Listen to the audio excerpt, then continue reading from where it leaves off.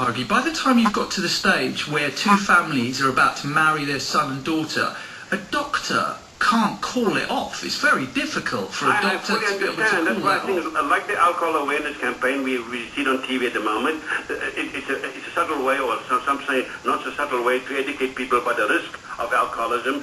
We should, the government and certainly society at large, and taxpayers, you and I, should be worried about the fact that, listen, why are we deliberately creating a generation of abnormal children here, mainly because of selfish or tribal religious numbers? Okay, no, sorry, I'm going to have to stop you there. Sorry, Dr. Hargy, let me just stop you there for a second. No, sorry, I will bring you back in, but got Sheila in Manchester, Asim in Bournemouth waiting on the line. I want to hear from you on this as well. 08459 440 445 is the number. Are you outraged with the idea that the government would campaign against cousin marriages? Do you feel it's a further attack on your community, or are you completely against the idea of cousin marriages? You think they're outdated, you think they're tribal, and you feel that if there is any risk at all of genetic defects in your children being heightened by marrying your first cousin, you should not do it. What do you think? Nadeem has emailed in to say, please, yes, some hardcore campaigning against cousin marriages. I can use it in my defence and hold my ground and not be kicked out of my house by my mum, who has for the last 3 months gone the full hog on trying to force me to marry my cousin.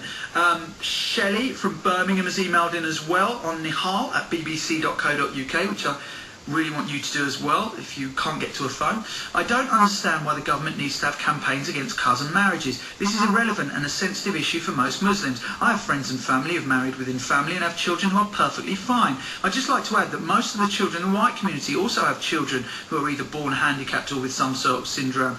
What is the reason behind that then? Shelley, I don't think the statistics will back you up there.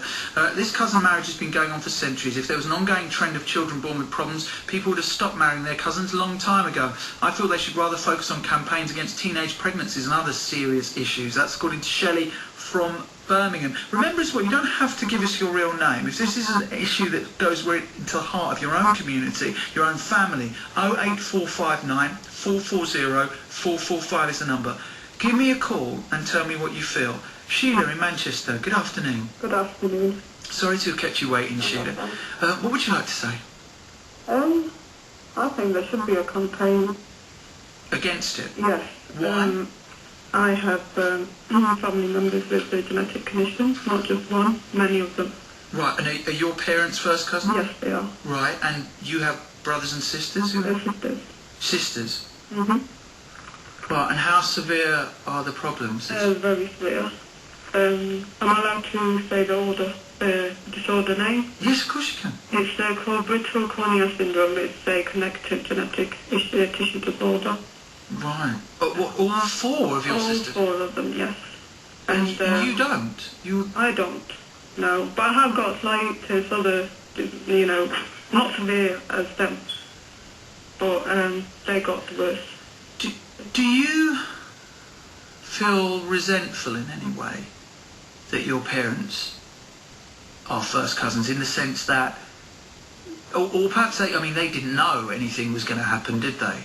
But have they ever admitted that it is because they're first cousins? They did not know why they have the condition, the children, until later on. But we found out to do with my mum and dad's genetic, And how do you know how your parents felt when they were told this? Yeah.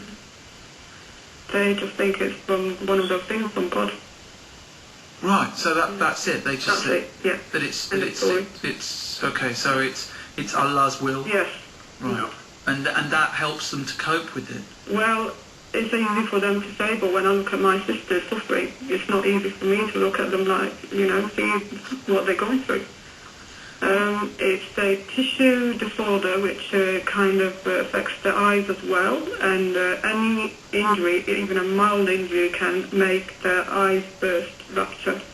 And this has happened to all four of them over the years, and they all got one eye each. And as the years will go by, the tissues are already inside the tissue, it's already been affected as well. And are any of your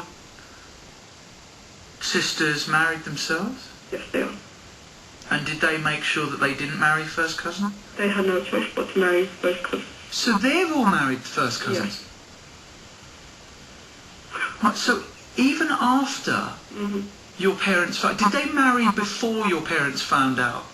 Well, there was a sign of some, they knew that something was going on. They still went ahead with it. And how are their children? They have got the same condition.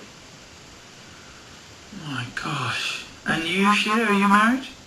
No, I don't want to say that. Okay, that's fine. That's absolutely fine. You can absolutely not say that. Are you angry with your parents? Well, I'm hurt for the ignorance of, it's not just my parents, it's my grandparents as well as other family members, you know. I'm hurt and I'm a little angry, and it hurts to see them being so ignorant, and the fact that their children have got this condition and keep them marrying in the family. And my sisters are getting worse, you know. Over the years, they won't be able to see anything. They've got arthritis as well, and I'm the one that helps them, you know, every day in everyday life. So, Mustafa, you're hearing what Sheila's saying. What would your advice be if you came across people like Sheila's sisters and they were being asked to marry, or indeed, Sheila, would you say forced is too strong a word? Forced, okay, forced to marry their own first cousins. You as a community leader, what would you say to the parents of Sheila's sisters? This is a completely wrong decision. Have you just walked a mile away from the phone, Mr. Malik? I'm sorry, just one second. Yeah, you need to kind of be near the phone. All right, Yeah, okay. thanks. The important thing is that as far as religion is concerned, it says that when you see that with your some actions, it's going to be harmful to either yourself or your children or your family members or whoever, then it is forbidden to do that action.